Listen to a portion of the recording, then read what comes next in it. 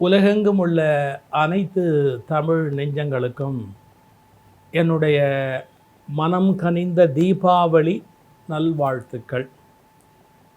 தீபாவளி எல்லாரும் கொண்டாடலாமா அப்படின்னா, மகிழ்ச்சியாக இருக்கலாம், எல்லாரும் மகிழ்ச்சியாக இருக்கலாம், ஏதோ ஒரு காரணத்தினால. என்ன தப்பு? இந்த தீபாவளி அப்படிங்கிற போது முதல்ல ஒரு சிந்தனை. நெருப்பு அப்படிங்கிறது தான் தீபாவளியினுடைய ஒரு அடையாளம். மத்தாப்பு, வெடி, அப்புறம் விளக்கு, அப்போ எல்லாமே நெருப்பு அப்படிங்கிறது அதில் குறிப்பிடத்தக்க ஒரு முக்கிய அடையாளம். மறந்துடாதீங்க. ஒரு கடுமையான கேள்வி கேட்கட்டுமா? வெளிச்சம் அப்படிங்கிறது நிரந்தரமா, இருட்டு அப்படிங்கிறது நிரந்தரமா? விண்வெளியில் எப்போவுமே என்ன இருக்கும்? வெளிச்சம் இருக்காது, இருட்டு தான் இருக்கும்.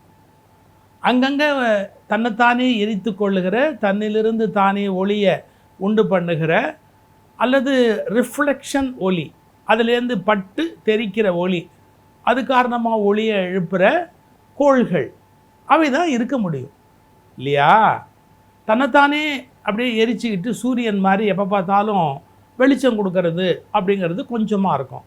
அப்போ இருட்டு தான் ஆளுமை, இருட்டு தான் மேக்சிமம், இருட்டு தான் அண்டவெளி முழுக்க நிறைஞ்சிருக்கு. அதில் அங்கங்கே வெளிச்சம் கொஞ்சம் கொஞ்சம் இருக்குது. ஒரு வேடிக்கை சொல்லட்டுமா? தினந்தோறும் ஒரு தீபாவளி இருக்குது, மாதந்தோறும் ஒரு தீபாவளி இருக்குது, வருஷந்தோறும் ஒரு தீபாவளி இருக்குது. எது தினந்தோறும் தீபாவளி? நட்சத்திரம். போய் வெளியில் போய் நின்று பாருங்கள் வானத்தில். ஆஹா, அப்படியே வரிசையாக அப்படியே வெளிச்சமாக இருக்குது, அங்கங்கே சின்ன சின்ன சின்னதாக. அது தினந்தோறும் தீபாவளி, விளக்கேற்றி வச்சுருக்கு. மாதந்தோறும் ஒரு தீபாவளி அப்படின்னா பௌர்ணமி நிலா. அடடடடடடா, அது பக்கமாக இருக்குது, நட்சத்திரம் அதை விட பெருசு. அதெல்லாம் சயின்ஸை தூக்கி அந்தாண்டவை கவித்துவமாக என்ஜாய் பண்ணி பார்த்தா நிலாவுடைய மஞ்சள், அதில் பூமியே குளிக்குது, மஞ்சள் குடிக்குது. அடடா, அது என்ன அழகு, என்ன அழகு, என்ன அழகு இல்லையா? அது மாதந்தோறும் வர்ற தீபாவளி. அப்புறமா இப்போ வருஷந்தோறும் வர தீபாவளின்னு ஒரு நாள் இந்த தீபாவளியை கொண்டாடும். இதில் நிறைய மதங்களுடைய சடங்குகள் இணைஞ்சிருக்கு.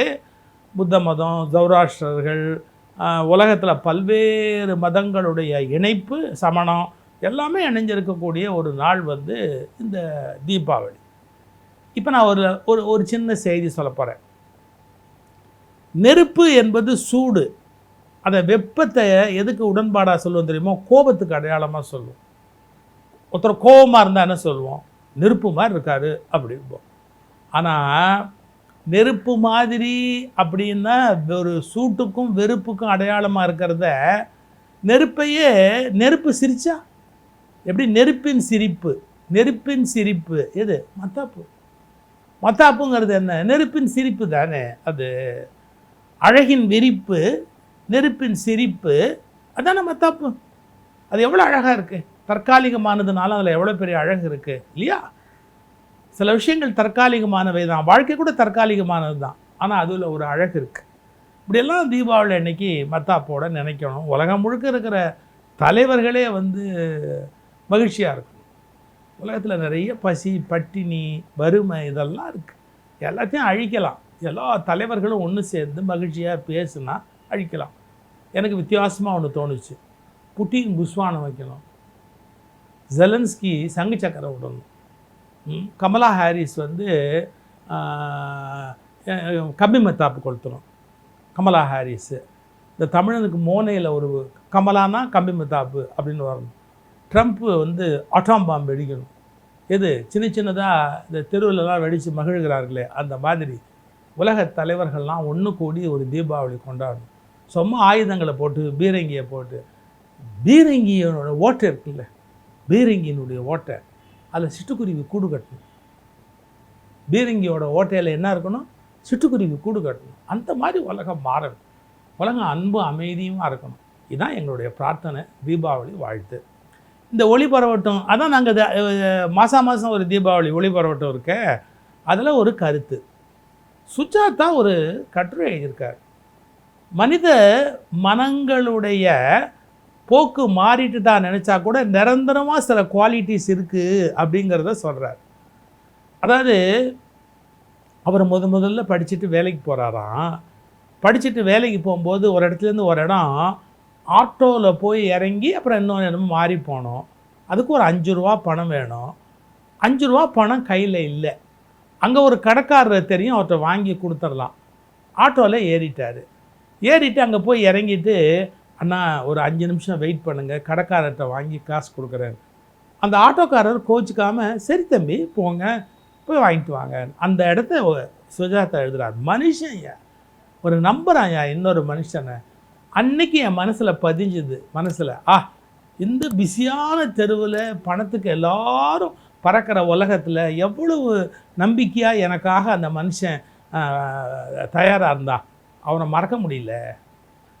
அவருக்கு வாழ்க்கையில் மறுபடியும் ஒரு சூழல் வருது. யாரோ ஒரு வயசானம்மா, தம்பி இந்த மருந்து சீட்டு கொஞ்சம் வாங்கி கொடுங்க அப்படின்னு. தெருவை கிராஸ் பண்ண முடியல. அந்த சீட்டை அவர் வாங்கிட்டு போய் வாங்குறாரு. அதில் புரோட்டீன் எக்ஸ் டப்பா சின்னது வேணுமா பெருசு வேணுமா அப்படின்னு கேட்குறான் கடைக்காரர்.